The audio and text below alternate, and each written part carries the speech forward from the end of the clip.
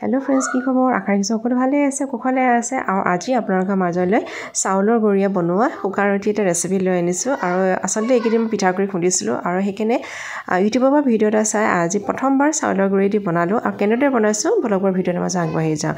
এয়া প্ৰথমতে কেৰাহীখনত মই দুকাপ পানী এনেকৈ উতলাই অলপমান গৰম কৰি লৈছোঁ লগত অকণমান দিছোঁ নিমখ আৰু তাৰপৰা এটা বাউলত আৰু মই লিখি দিছোঁ যি দিছোঁ ৰাইচ মানে চাউলৰ গুড়ি 1 কাপ দিছোঁ আৰু আটা 4/4 1 কাপ দিছোঁ যেহেতু বহুতে কিন্তু মানে অকল চাউলৰ গুড়িতে বনায় মই কিন্তু অলপ আটা লৈছোঁ আৰু যোনখিনি পানী যে গৰম হ'ব দিছোঁ তাত অকণমান তেল দি দিছোঁ যাতে চাউলৰ পিঠাগুড়িখিনি যে লাগি নধৰে আৰু সেই গৰম পানীখিনিতে মই যোনখিনি আটা আৰু চাউলৰ গুড়ি লৈছিলোঁ এনেদৰে ভালদৰে সিজাই লৈছোঁ সিজাই মানে কি আৰু গৰম পানীখিনি অকণমান তাতে খচি লৈছোঁ আৰু আপোনালোকে যদি কেৰাহীত নলয় বেলেগ বাউলতো ল'ব পাৰে দেই মই মানে কেৰাহীখনতে লৈছোঁ আৰু ইয়াত এতিয়া অকণমান টান হোৱা নিচিনা দেখি অকণমান কুহুমীয়া গৰম পানী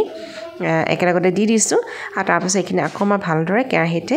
এনেকৈ অকণমান ভাপটো যাব দিম যিহেতু গৰম হৈ আছে ন তাৰ পানীখিনি তাতে লগতে মিলি অকণমান মানে চাপটো গুচি যাওক বুলি আৰু এয়া চত তাৰ পানীখিনি অকণমান শুকাই গ'ল আৰু এইফালে মই এতিয়া ভালদৰে হাতাখনেৰে এনেদৰে লৰাই লৈছোঁ আৰু আসলতে বাউল এটা ল'লেও হয় মই কিন্তু কেৰাহীখনতে লৈছোঁ যাতে লৰাবলৈ অকণমান ভাল আৰু খুব গৰম হৈ থাকে সেইটো কাৰণে হাতাখনেৰে এনেদৰে লৰাই লৈছোঁ আৰু তাৰপিছত যেতিয়া অকণমান ঠাণ্ডা হোৱা নিচিনা লাগিছে গেছ অফ কৰাৰ পিছত তাৰপাছত যোনখনেৰে ৰুটি বেলনাখনত মই এনেদৰে নমাই ল'লোঁ আৰু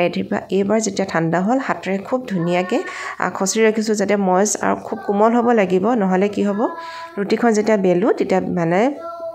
ফাটি যাব সাইডে সেইকাৰণে খুব বেছি মিহি কৰি মঠি ল'ব লাগে মই আৰু আগতে এবাৰ বনাইছিলোঁ তেতিয়া মোক কিন্তু ভাল নহ'ল আৰু সেইকাৰণে সেইবাৰ ৰেচিপিটো শ্বেয়াৰো নকৰিলোঁ এইবাৰ অকণমান পাৰফেক্ট হৈছে সেইটো কাৰণে ৰেচিপিটো ভাল শ্বেয়াৰ কৰোঁ এয়া এনেকৈ লাৰু কেইটামান বনাই ল'লোঁ আৰু তাৰপিছত এখন প্লেটত মই গোটেইখিনি লাৰু দি কাপোৰ এখনে ঢাকি ৰাখিম যিহেতু চাউলৰ হয় পানীটো শুকাই যায় সেইটো কাৰণে কাপোৰ এখন ঢাকি লৈছোঁ আৰু যোনটো লাৰু মই লৈছোঁ সেই লাৰুটো আকৌ অকণমান ভালদৰে মঠি লৈ তাত শুকান পিঠাগুড়ি লগাই এনেদৰে পাতলকৈ মেলি লৈছোঁ আৰু খুব লাহে বেলিব লাগে দেই ভিডিঅ'টো মই অকণমান মানে স্পীডত দিয়া হোৱাৰ কাৰণে কিন্তু মই খুব লাহে বেলিছোঁ আপোনালোকে এনেকৈ বেৰি খাইছোঁ একদম খুব পাতল হৈছে একেবাৰে শুকান ৰুটিখনৰ নিচিনা আৰু এইফালে টাৱাখন গৰম হৈছে টাৱাখন গৰম হোৱাৰ পিছত ৰুটিখন দি দিছোঁ আৰু খুব ধুনীয়াকৈ ফুলি আহে যদিহে আপোনালোকে প্ৰথম যোনখিনি খচা এইখিনি কাম যদি ভালকৈ কৰে খুব ধুনীয়াকৈ ফুলি আহে গমেই নাপায় যে চাউলৰ ৰুটি নেকি খুব কোমলো হয় আৰু এইফালে চব কি ধুনীয়াকৈ মানে ফুলি আহিছে আৰু এনেদৰে কাপোৰ এখনে দি এনেকৈ হেঁচি ৰাখিছোঁ আৰু বহুতে এনেকৈ জালনা দিও দিব পাৰে তেতিয়াও ফুলি আহে কিন্তু অকণমান কিন্তু টাৱাত আপোনালোকে দুইটা ছাইড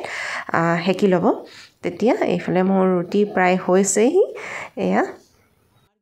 এইফালে মোৰ প্ৰথম ৰুটিখন হৈ গ'ল আৰু মই প্ৰথম জালনাখনত থৈ দিছোঁ যদিহে মই কাঁহীত থওঁ বা প্লেটত থওঁ তেতিয়া কি হ'ব তাৰ পানীটো এৰি খাই যাব সেইটো কাৰণে সেনেকৈ থৈ লৈছোঁ আৰু এয়া মোৰ শুকান ৰুটি চাউলেদি বনোৱা শুকানখিনি পাৰফেক্ট হৈ গ'ল আৰু লগতে ঘৰুৱা আলু আছিলে আলু দম এনেকৈ বনাইছিলোঁ ৰাতিপুৱা ব্ৰেকফাষ্ট আজি আমি এনেদৰে খালোঁ কেনেকুৱা লাগিছে ভিডিঅ'টো জনাব নাপাহৰিব ভাল পালে লাইক কৰিব কমেণ্ট কৰিব আৰু যদি কোনোবা নতুনকৈ আহিছে মোৰ চেনেলটো প্লিজ মোৰ চেনেলটো ছাবস্ক্ৰাইব কৰিব তো আজিলৈ ৰাখিছোঁ বাই বাই